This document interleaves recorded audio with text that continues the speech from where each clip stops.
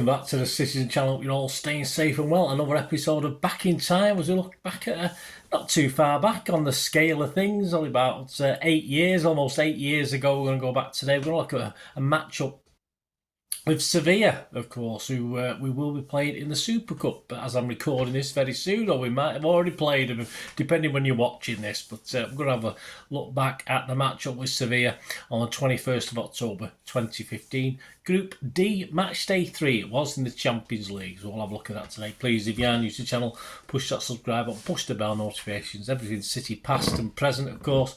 And yeah, any memories you've got, any comments, just leave them.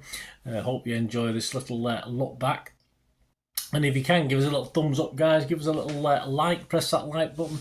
Be much appreciated. Yes, it was on the 16th of August 2023. We're going to take part, as I said, you may be watching this after we've played it, but we're going to take part in the UEFA Super Cup for the very first time, of course, in a one-off competition, winner takes all match in Athens. I won't be getting there. I can't afford it after Istanbul last year. But if you are going and you're watching this before you go, stay safe. Or if you've already come back, hope you had a good time. Our opponents, of course, are the winners of the Europa League. Sevilla, a competition they specialise in, of course, having won it 7 times. That's 4 more than the likes of Atletico Madrid, Internacional, Juve, Liverpool. They've all won it 3 times, and yeah, they've only actually gone on to win the Super Cup after the Europa League just the once back in 2006. So even though they have won the Europa League 7 times, they're not as successful in the Super Cup because they're playing the UEFA champions, of course, who should be on paper anyway far better proposition. We've met Sevilla 4 times in competitive fixtures and have so far won them all, so let's hope we make it 5 out of 5, including, of course, twice, as I'm recording this, last season, the Champions League group. Let's look back at this first match. First match was back in 2015. There was a bit of trouble before the game. Yes, interestingly enough, Sevilla fans were attacked in Manchester. There's some footage still on YouTube. You want to look back at it. Of course, table and chairs, amongst other things, thrown as violence erupted outside Sinclair's Oyster Bar and Shambles Square there. And of course, police made, at the time, 3 arrests. I think they made a further one after that, but and they were Polish fans who actually, apparently it was linked to a feud between fans of Polish club Slask Raklau and sections of Sevilla's support, which is reported ramifications report back to a game back in 2013 in a Europa League match. So it all had to do with that.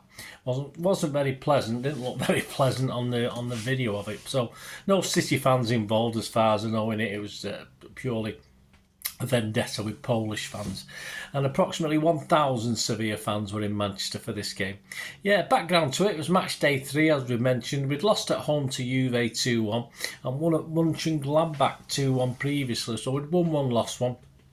Pellegrini and our City sat top of the Premier League at the time after 9 games, 2 points ahead of Arsenal. Sevilla were managed by Unai Emery. Yeah, so he's doing quite well at the moment, isn't he? No less, and had the like us won 1 and lost 1. They'd beat Mönchengladbach 3-0 at home and lost to Juve 2-0 away. So Sevilla actually sat second in the table to City's 3rd in Group D, thanks to that extra goal scored. The game itself, yes, we had these wonderful little things. This was in the programme, so I assume we had them to show. And one was blue and one silver. I'm not sure which side we were supposed, or which side that we actually held out, because if I remember rightly, it was blue and silver, but surely it was like little sections. But yeah, so that is in the programme. So I'm assuming we did it for this game. Sometimes I sort of they fall out and I put them back in the wrong programme. But anyway, it looks as though we might have got those. Why, I have no idea. It was match day 3. It wasn't as though it was a Champions League semi-final, was it? But as I said, it might have fell out. If you remember, guys, let me know. Am I right in thinking we did get those for this game?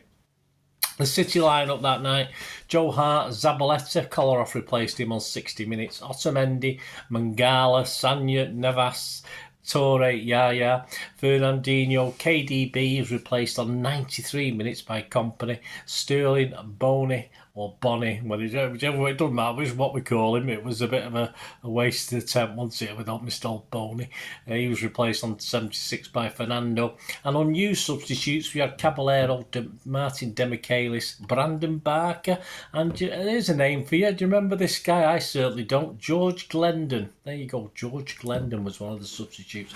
And as we tend to do, if I can get a good match report from the King of the Kippax, I do. And that's what I've done today. We're going over to King of the Kippax 228, 228, and Connor Edmonds writing for his How Was It For You piece from King of the Kippax. So City 2 ended, Sevilla 1. Yeah, so a crowd of 45,595, which included 1,000 civilians, if that's what they're called. I'm not too sure.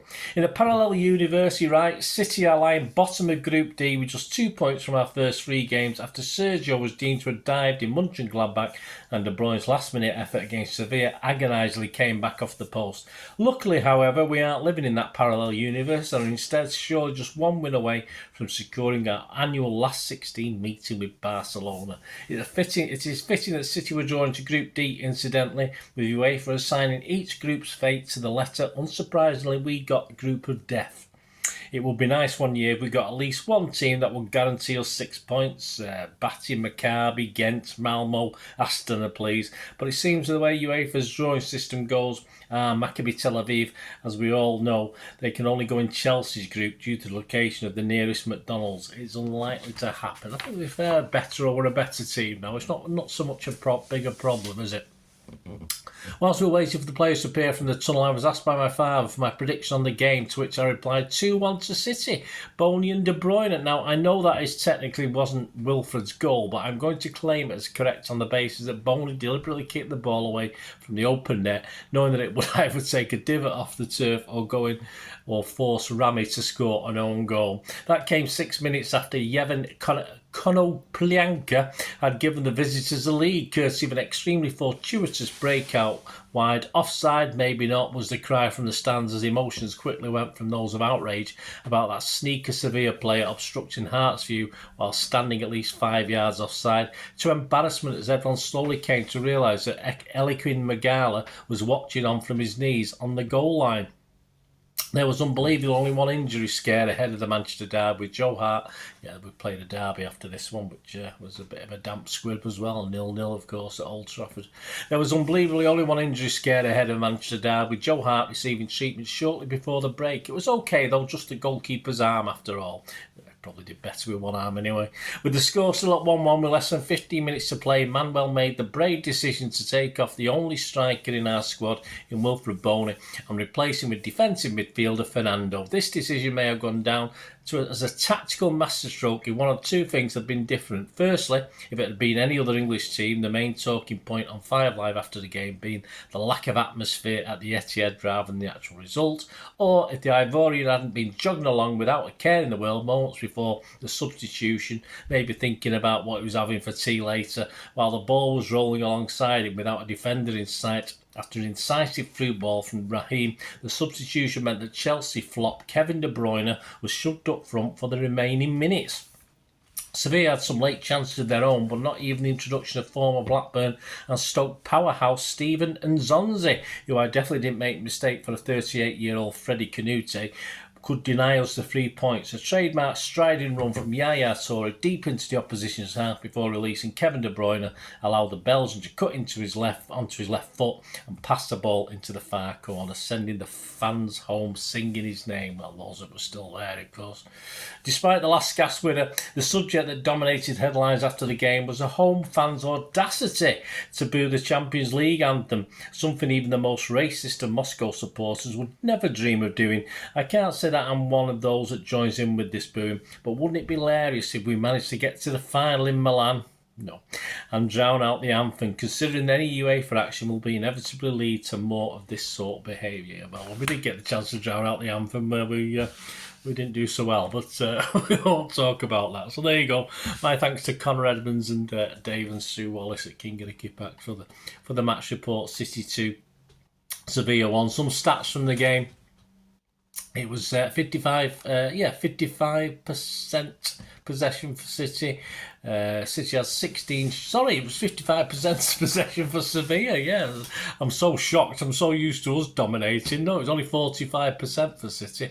16 shots for us, 6 on target, 12 for them, 2 on target. Corners, we had 5. They had 12. A busy time there. And fouls, we committed 14, and Sevilla just 4. So thanks again to Dave and Sue Wallace and Connor Edmonds for that little match report. Of course, City will go on to win the group above Juve. Yeah, we did very well. And make it to the semi-final, of course, before we, again, sort of, without too much fight, certainly in the second leg, bowed out to Real Madrid. Sevilla finished third, dropping to the Europa League. Oh, and guess what? Yeah, we'll go on to win it, of course. This would be their 5th Europa League title. And who did they beat in the final? Oh, only Liverpool. What a shame.